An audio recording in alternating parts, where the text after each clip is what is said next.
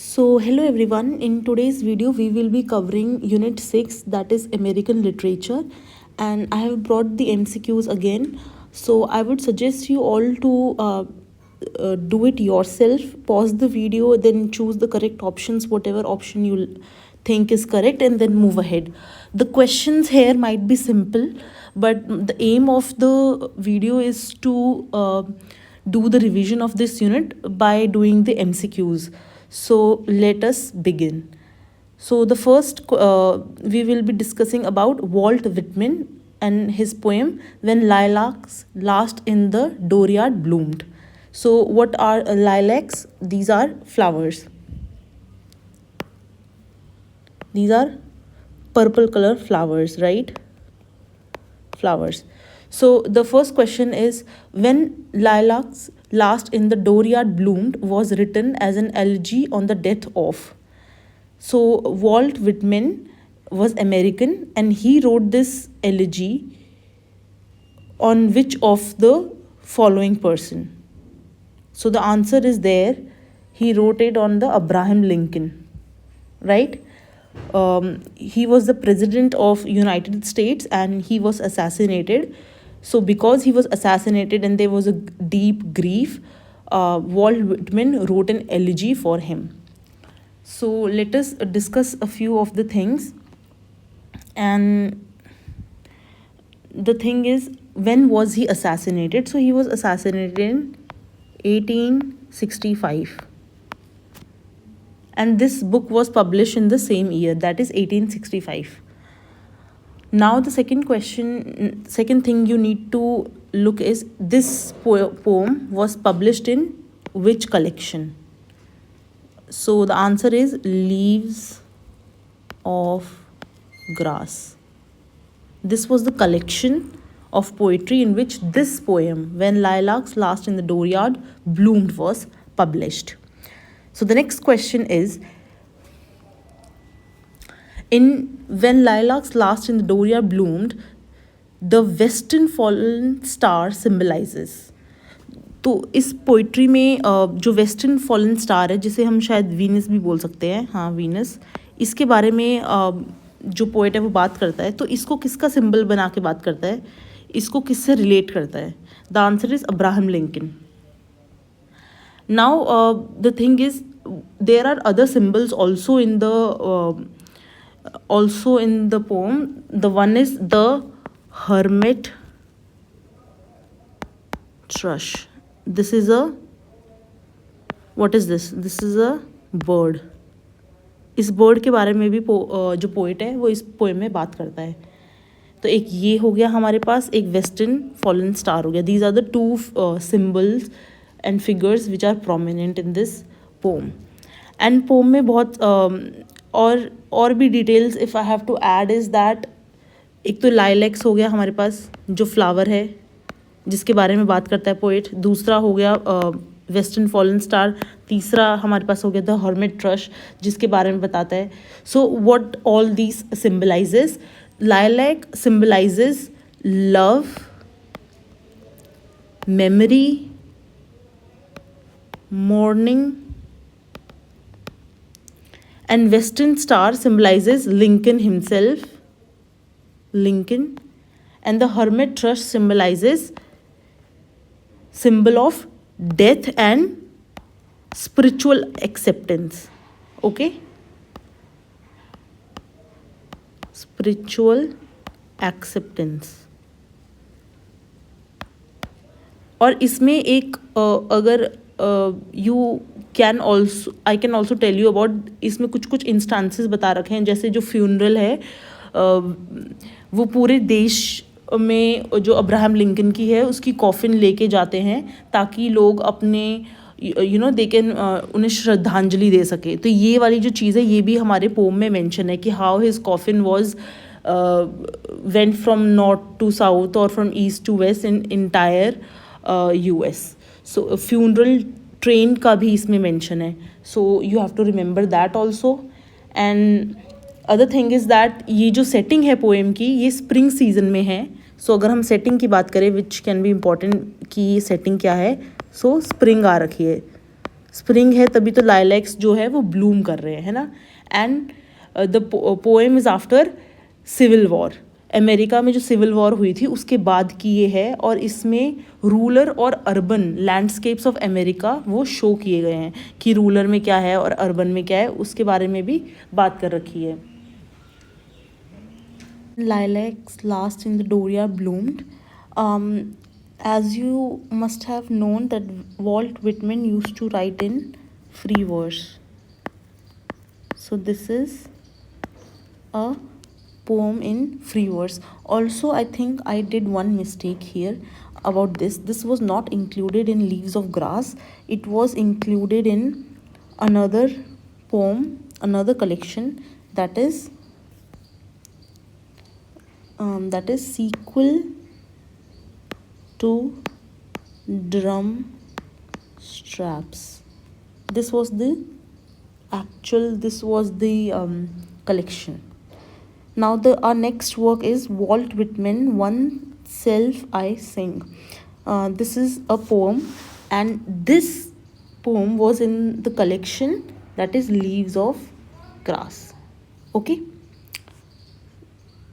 So if we talk about this was published in 1867. And what are the themes of this poetry?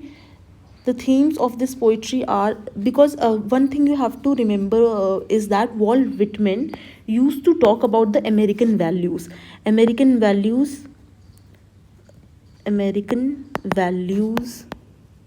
and what America actually is. So he talked about democracy. In his work, you will find he talks about democracy, individualism. He talks about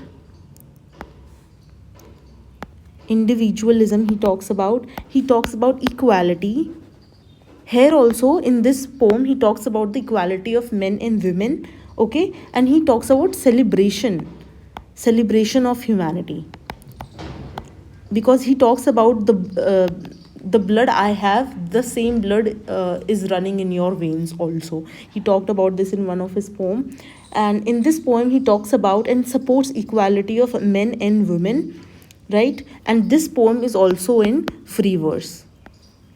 so I am giving you all the detail so that अगर कोई question exam में आता है तो आपको अगर ये सारी बातें पता है तो आप MCQs के थ्रू उन सबको you can come to you can use elimination method and can come to a correct answer through this things, right.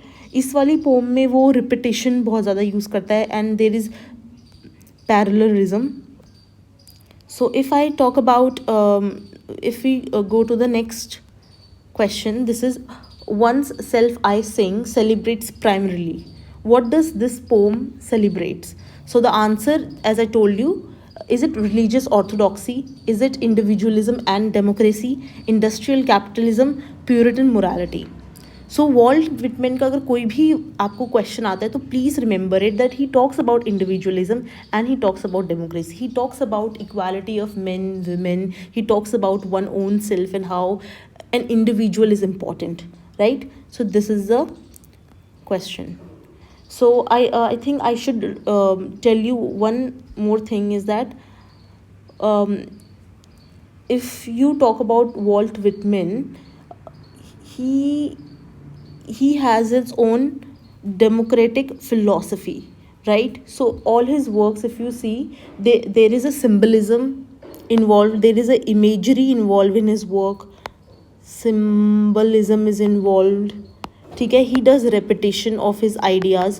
So ideas इसके वर्क में एक ही होते हैं लेकिन they are repeated through different imagery and through different wordings, right. So this is the thing.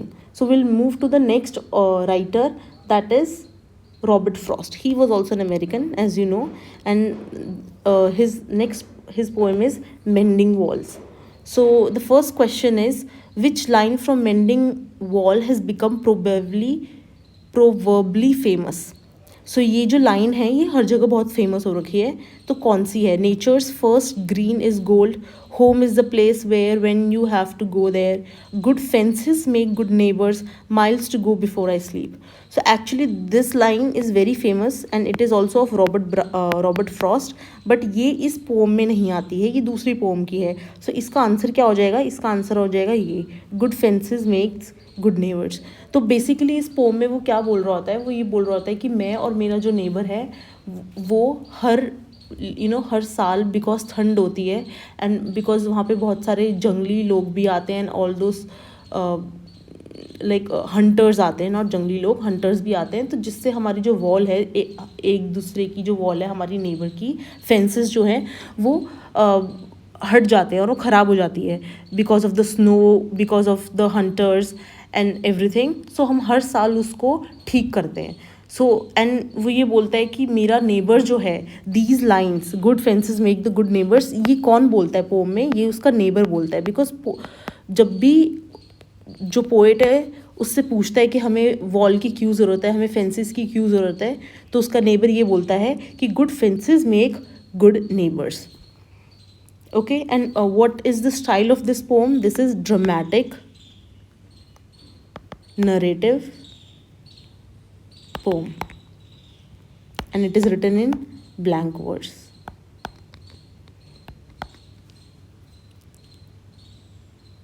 It was published in 1914. कौन सी collection में? North of Boston. Okay,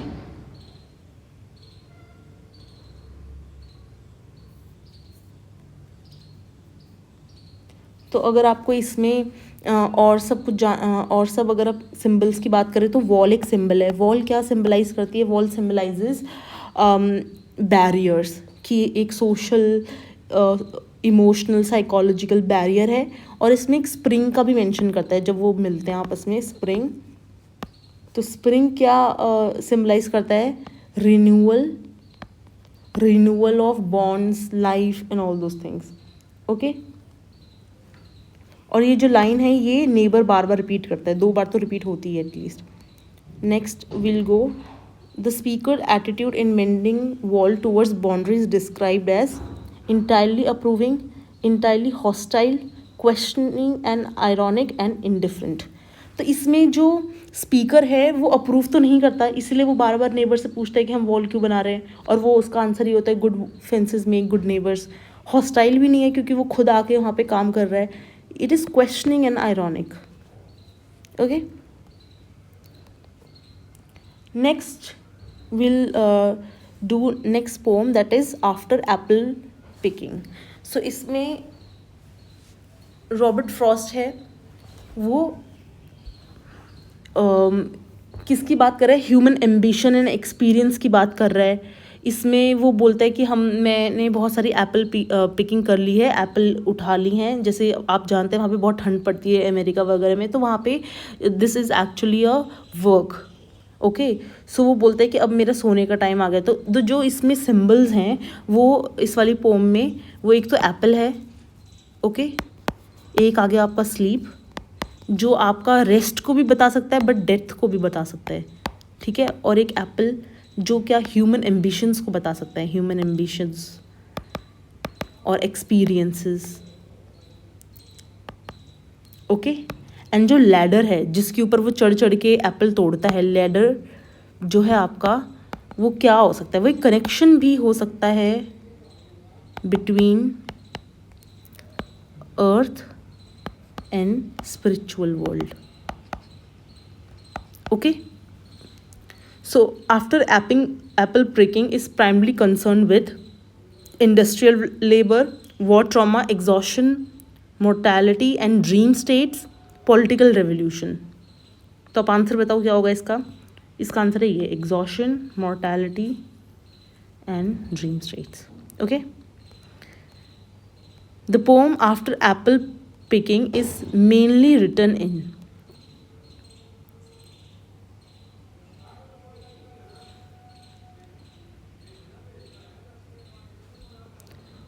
so it is irregular rhyme words with conventional rhyme, because इसमें क्या होता है इस वाली pome में, इसमें ब्लैंक वर्ड्स को भी मिक्स कर रखा है इर्रेगुलर राइम के साथ. So this would be the correct option. वैसे आप इतना अगर डिटेल में ना भी जाओ, but I think you all should know about, like हो सके तो आप ये चीज़ पक्का याद करके जाना कि कब पब्लिश हुआ था और कहाँ पब्लिश हुआ है. एंड कुछ कुछ सिम्बल्स, एंड जैसे ये लाइन है ये आ सकती है आपके वर्क में कि good fences make good neighbours कौन सी पोम में इस्तेमाल करती है, या कौन सा राइटर इसे बोलता है. तो ऐसी कुछ जो फेमस चीज़ें हैं उसके बारे में आपको पता होना चाहिए. So will move ahead and will move to the next work, that is the gift outright. So the next poem is Robert Frost the gift outright. इसमें जो गिफ्ट है वो लैंड की बात की गई है. Okay, the gift outright was recited by Frost at the inauguration of. कौन सी प्रेसिडेंट के इनाग्रेशन पे रॉबर्ट फ्रॉस्ट ये वाली पोम रिसाइट करते हैं, जो है जॉन एफ केनेडी के. ओके, इस वाली पोम में जो हमारे राइटर हैं, जो पोएट है रॉबर्ट फ्रॉस्ट, वो ये बताना चाह रहे हैं कि पहले जो हमारी अमेरिका जो लैंड थी वो यूरोपियंस की थी on paper, it was on paper थी, पर they never felt any connection with the land. This land that is America, वो तो यूरोपियन के आने से पहले भी वहीं पे थी, एंड उसकी अपनी एक स्पिरिट थी अमेरिकन लैंड की, before anybody came into it. And जब कॉलोनिस्ट ने इसको अपने कब्जे में किया, दे did not felt any connection with the land, they only had allegiance. And उनको तो सिर्फ इंग्लैंड से मतलब था, जो उनकी क्वीन थी या जो उनके किंग थे उनसे मतलब था, उनको लैंड से मतलब नहीं था. They did not have a true connection with this. But this is our gift. How it is gift? Because ये लैंड अब हमारी है, and because we have built this nation. So this poem is basically a patriotic poem. Okay, so आपको इसके बारे में ध्यान रखना है कि this poem is a patriotic poem. तभी ये एक प्रेसिडेंट के इनाग्रेशन में रिसाइट की गई थी.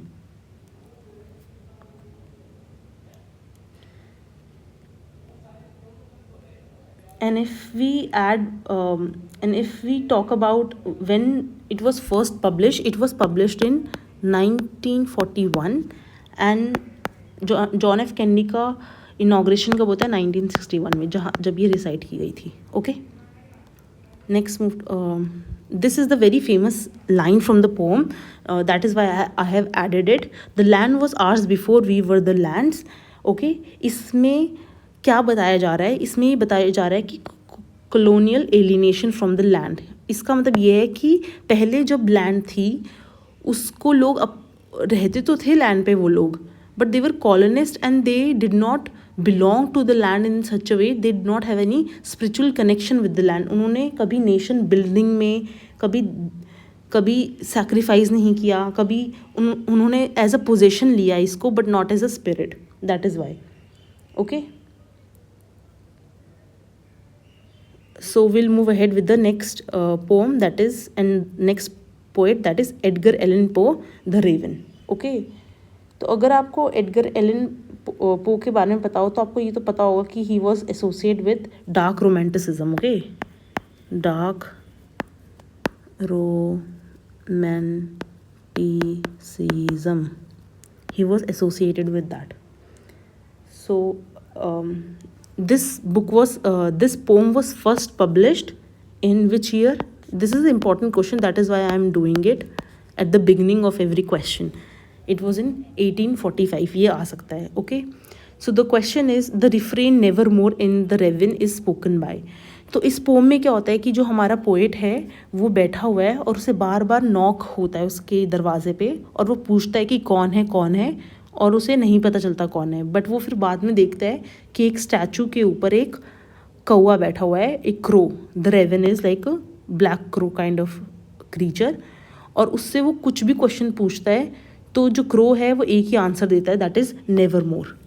Never more is like this is the only word that the raven speaks. So the refrain, the nevermore in the Raven is spoken by the raven. Okay, the mood of the raven, जो poem है the raven, इसमें the raven अगर ये inverted commas में है तो इसका मतलब ये पोम की बात की जा रही है, ना कि उस कौवे की बात की जा रही है. The dominate mood of the raven is comic, gothic melancholy, pastoral serenity and satirical amuse. तो जैसे मैंने आपको बताया डार्क रोमांटिसिज्म है, तो ये किससे इन्वॉल्व होगा, गॉथिक मेलनकली से इन्वॉल्व होगा. ओके अब मैं आपको इसमें और कुछ भी अगर आपको डिटेल्स जाननी है तो जैसे कि है ये इसमें एक स्टैंजा में 6 लाइन्स हैं and this is like 18 stanza poem which I don't think it is much needed. But आप ये भी देख सकते हैं कि ये जो पोएम है वो एक नरेटिव पोएम है. नरेटिव पोएम है ये एक काइंड ऑफ नरेटिव पोएम. और इसमें आप ये देख सकते हैं कि इसमें जो मीटर यूज़ किया गया है वो ट्रोकेइक ऑक्टामीटर यूज़ किया गया है. ये काफ़ी यूनिक है, तो ये क्वेश्चन शायद आ जाए कि इसमें कौन सा मीटर यूज़ किया गया है, क्योंकि ऐसे बाकी सारे वर्क्स में आपको इजीली ये देखने को नहीं मिलेगा, है ना. और इसमें जो कैरेक्टर्स हैं वो 3 ही कैरेक्टर्स हैं. जैसे एक तो हो गया नरेटर और एक हो गया the raven. And what who is Lenore. Lenore is actually the beloved of the narrator, जो शायद मर चुकी है, जिसके बारे में या वो अभी इसकी लाइफ में नहीं है. तो नरेटर हर बार रेवन से अगर लेनोर के बारे में क्वेश्चन पूछता है कि आपको लगता है वो वापस आएगी, आपको लगता है उससे वो लेनोर के बारे में कुछ बताओ, तो जो भी क्वेश्चन वो पूछता है उसका आंसर हमेशा द नेवर मोर होता है. तो ये एक साइकोलॉजिकल पोएम भी है, a kind of psychological poem is also there. And it has the what are the like symbols of it, कि हम रेवन जो है वो किसका सिंबल है. रेवन जो सिंबल है वो डेथ का है, सॉरो का है, डूम का है, right.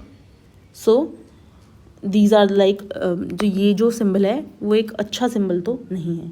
Okay so I think this is enough from this poem. So we can move ahead with the next work, that is Arthur Miller's Death of a salesman.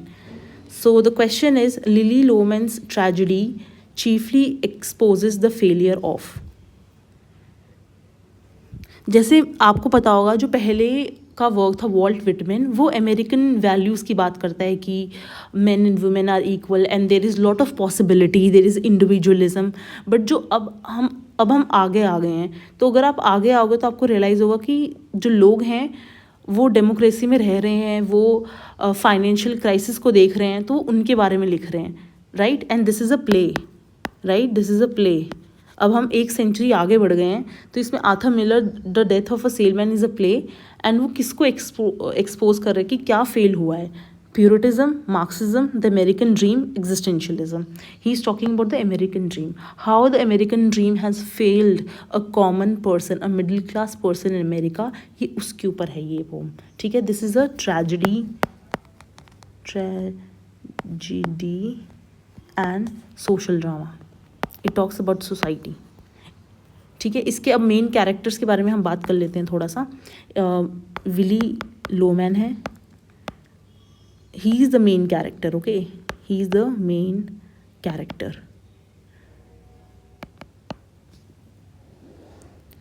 right.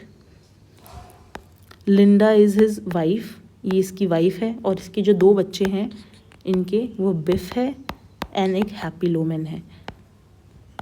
जो बिफ है वो थोड़ा responsible बनना चाहता है and he understands the struggle. जो happy है वो अपने फादर की तरह एक अलग ही वर्ड में रहता है. He is a womanizer who does not see women as a women, right.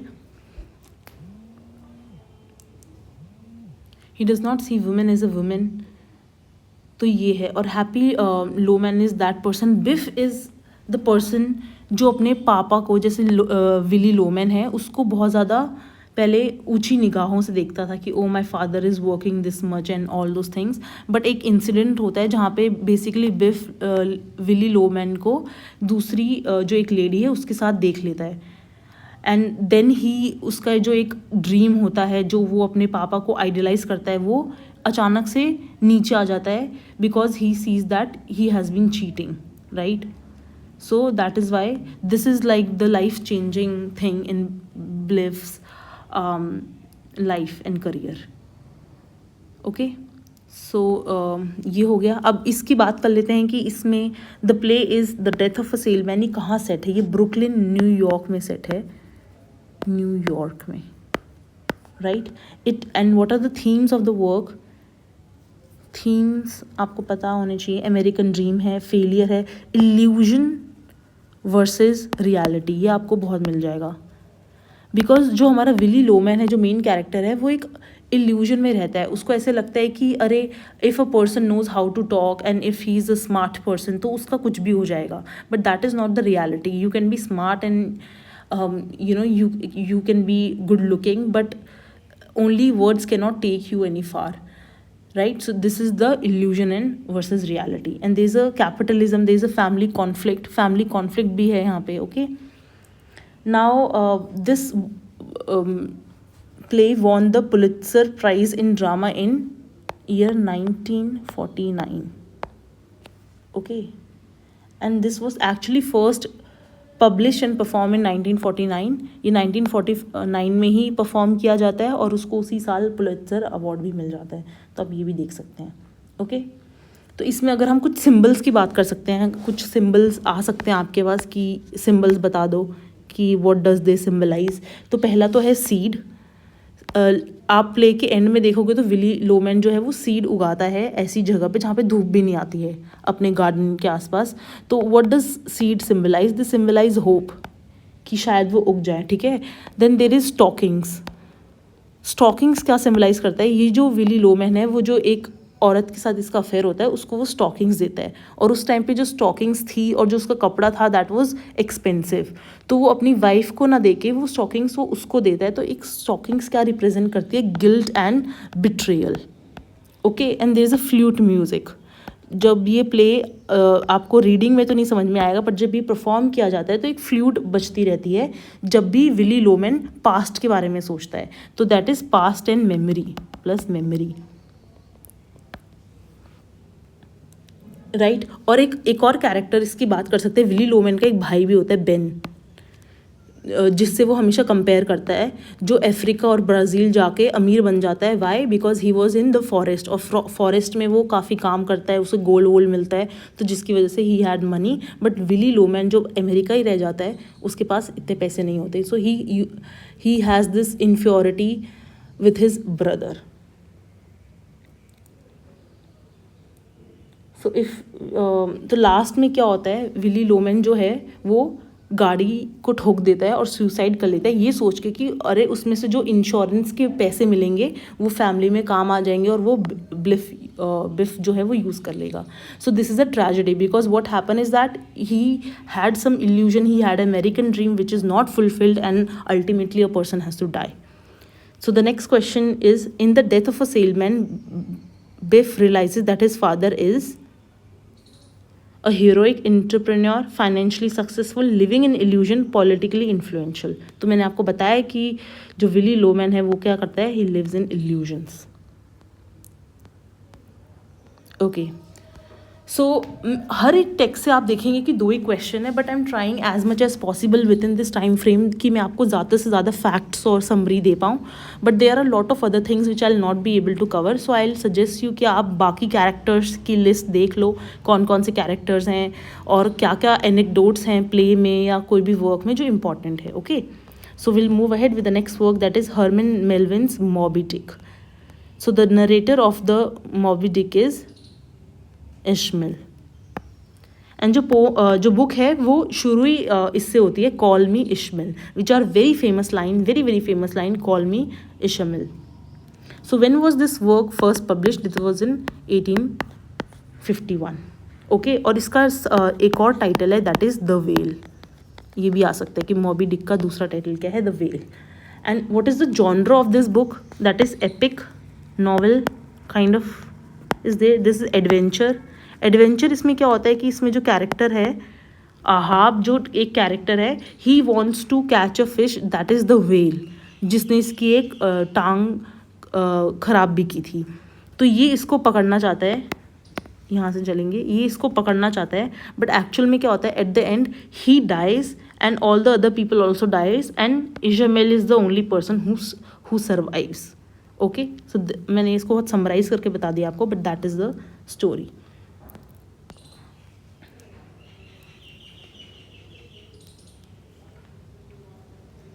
और जिस शिप में ये लोग जाते हैं पकड़ने, उस शिप का क्या नाम होता है, ये आ सकता है।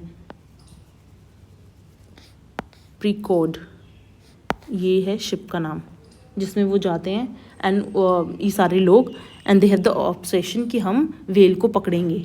और ये जो वेल है ये जो कहाँ कौन से ओशियंस में ये है, पैसिफिक में ही जाते हैं, Pacific and Atlantic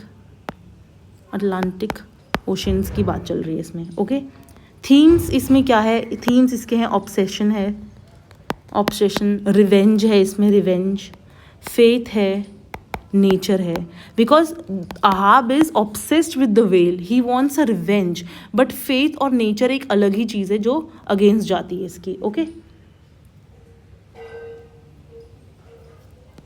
now if we talk about the other things, इसमें बहुत सारी चीज़ें इन्फ्लुएंस हो रखी है। अगर बोल दें कि इस वाले वर्क में किसका इन्फ्लुएंस दिखता है, इसमें बाइबल का भी आपको इन्फ्लुएंस दिख जाएगा, इसमें शेक्सपियर के कुछ वर्क्स हैं, शेक्सपियर के कुछ वर्क्स हैं, उनका भी इन्फ्लुएंस दिख जाएगा। I am sorry if my hand writing is not clear, I do not want to make much noises, and I also apologize for the background noise if there is any. So let's move ahead. I hope that my sound is clear and you're able to hear me. So the next we'll talk about Captain Ahab's pursuit of the white whale symbolizes. What does it symbolizes? Scientific curiosity, monomaniacal obsession, romantic love, democratic idealism? No, it is about the option B, obsession. He's obsessed कि उसको white whale पकड़नी है. He's obsessed कि he does not care about कि कितने challenges आ रहे हैं जब लोग बोलते हैं कि it is not possible, but he wants to kill that whale. He wants to catch it. Okay, so we'll move with the next question. With the next question and work, that is Sylvia Plath, Lady Lazarus.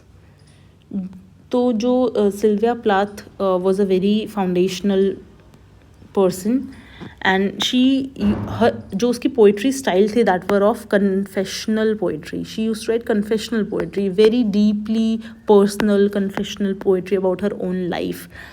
And जो Lady Lazarus है, ये कौन सा character है, Bible से लिया गया है. बाइबल में भी एक होती है कैरेक्टर हमारी biblical Lazarus. Okay, and Lazarus actually man होता है, और इसने उसको फीमेल में बना दिया है कि मैं Lady Lazarus. So the Lady Lazarus alludes extensively to biblical resurrection imagery. और सेकंड क्वेश्चन पे जाने से पहले कुछ और फैक्ट्स हम देख लेते हैं कि ये poem was published in Ariel posthumously. जब उनकी डेथ हो जाती है उसके बाद ही पब्लिश होती है इन 1965. ओके, जो टेड ह्यूज है वो उनके हस्बैंड होते हैं, उनके भी कुछ वर्क्स हैं, the hawk roosting and fox वाला एक है जिसके ऊपर फॉक्स थॉट, जो हमारे सिलेबस में है. अब इसका स्ट्रक्चर क्या है इस वाली पोम का, 28 टर्सेट्स, 3 लाइन स्टैंजास. ओके, थीम क्या है इस पोम का, डेथ है, डेथ रीबर्थ. ओके, ये हॉलोकॉस्ट इमेजरी के बारे में बात करती है. वो अपने सुसाइड अटेम्प्ट्स जो उनके होते हैं उसके बारे में बात करती है. बेसिकली वो ये बोलती हैं कि मैंने 3 बार सुसाइड किया है और मैं जब भी करती हूँ मैं वापस आ जाती हूँ. I am like a Lazarus who comes back from the death. And उनकी लास्ट लाइन ये होती है कि मैं बाहर आती हूँ and I devour men like air, कि मैं आदमियों को हवा की तरह खा जाती हूँ. एक ये लाइन भी उनकी लास्ट में है. तो आपका ये आ सकता है, ऐसे बोलती हैं वो, फेमस लाइन है, out of the ash I rise with my red hair and I devour man like air. So एक ये लाइन हो गई है. और इसमें हॉलोकॉस्ट इमेजरी के बारे में भी काफ़ी बात करती हैं.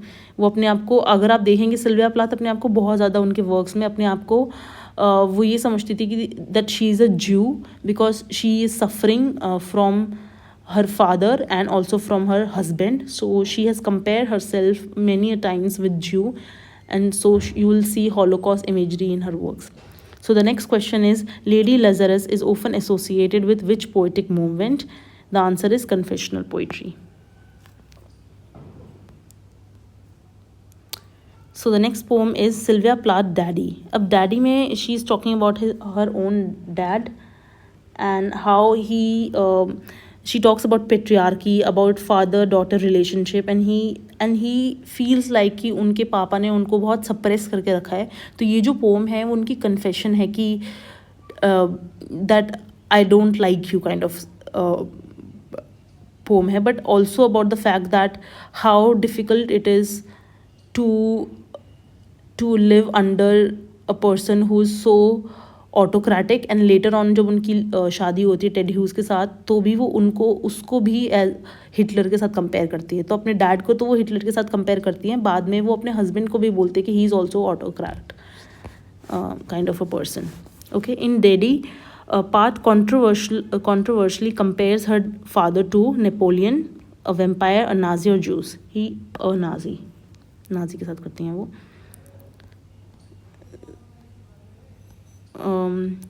Daddy primarily dramatizes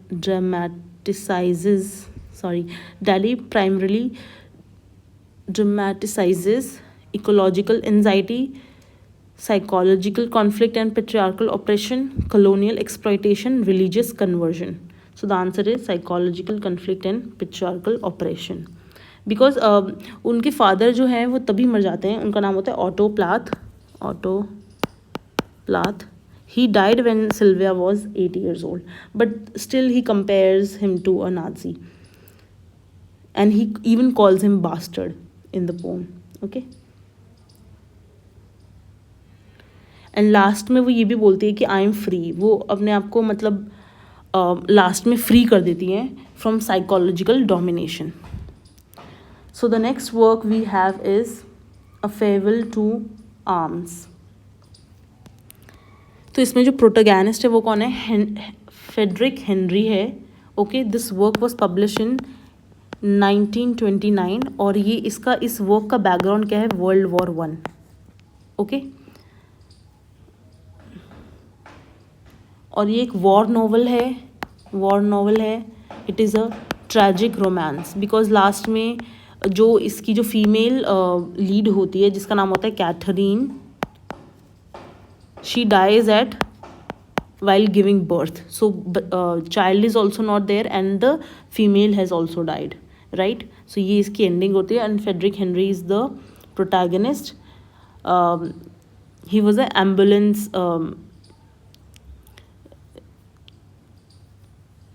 so Frederick Henry जो है वो अमेरिकन है, but he is there in जो लड़ाई चल रही है इटालियन फ्रंट पे, ये वहाँ पे जाता है. एंड कैथरीन क्या होती है वहाँ पे नर्स होती है. Okay, so he is American. So the novel is set during World War 1. As I told you, it is set during World War 1. And जो ये कहाँ से इंस्पायर होता है ये कैरेक्टर? ये अर्नेस्ट हेमिंगवे की खुद की रियल लाइफ से एसोसिएटेड है because he also served in World War as a ambulance driver. Okay, और बीच में क्या होता है कि जो फेडरिक हेनरी है वो लड़ाई के बीच में लड़ाई छोड़ देता है बिकॉज जान बचानी होती है. सो और भी लोग होते हैं जो छोड़ते हैं, but they refuse to fight a war which they feel like they are doom to fail, right? And फिर वो कैथरीन के साथ स्विट्ज़रलैंड चला जाता है जहाँ पे वो बर्थ देती है, but it was not successful.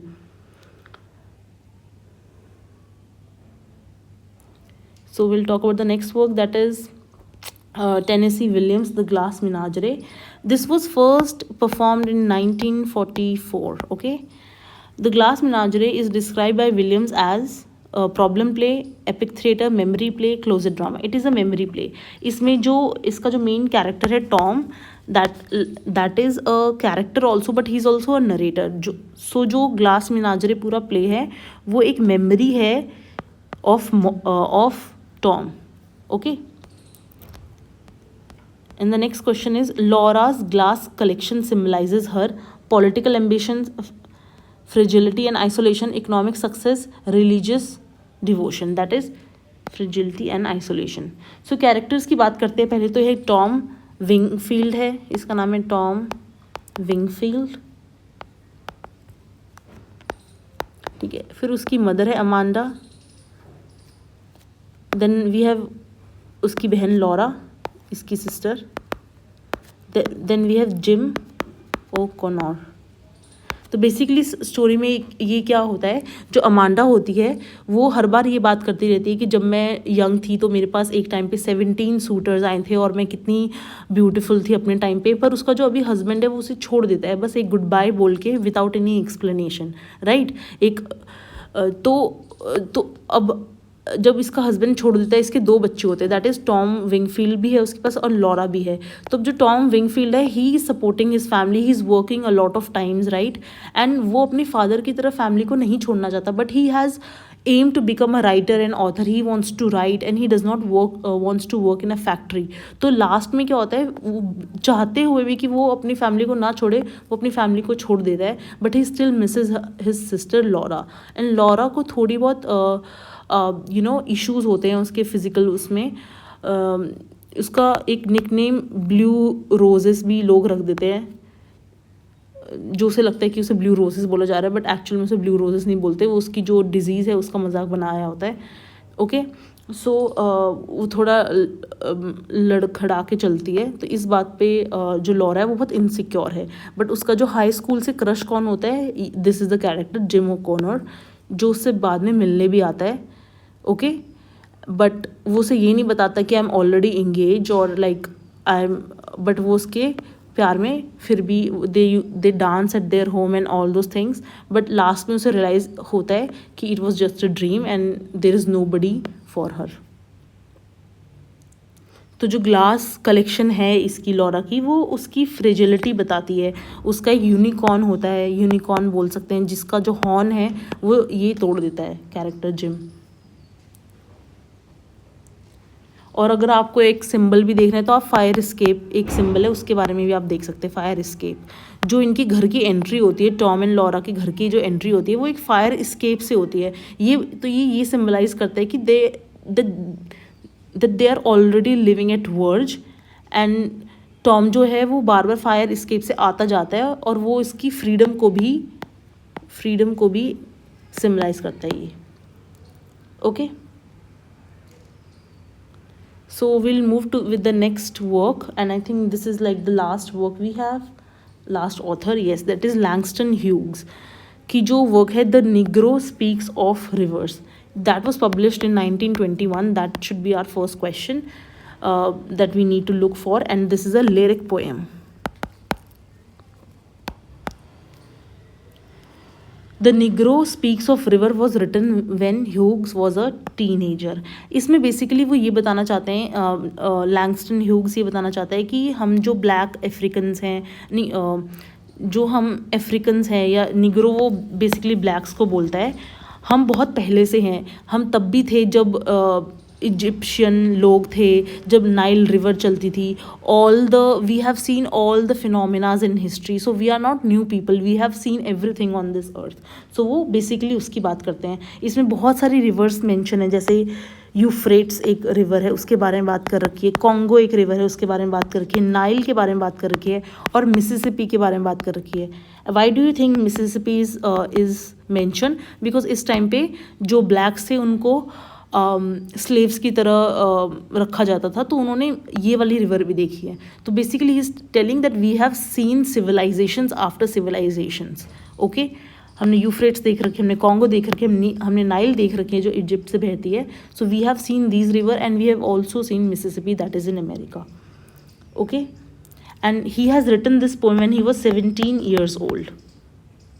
And उसमें ये पोम में ये भी बोलता है कि जैसे जैसे हम लोगों ने ये रिवर्स देखी है, my soul has grown deep like rivers, because हम भी उतने ही डीप है as rivers are there. Okay, so he is basically celebrating black history and endurance. जो ब्लैक हिस्ट्री है, जो इंड्योरेंस है उनकी, उसको सेलिब्रेट कर रही है ये नॉवल।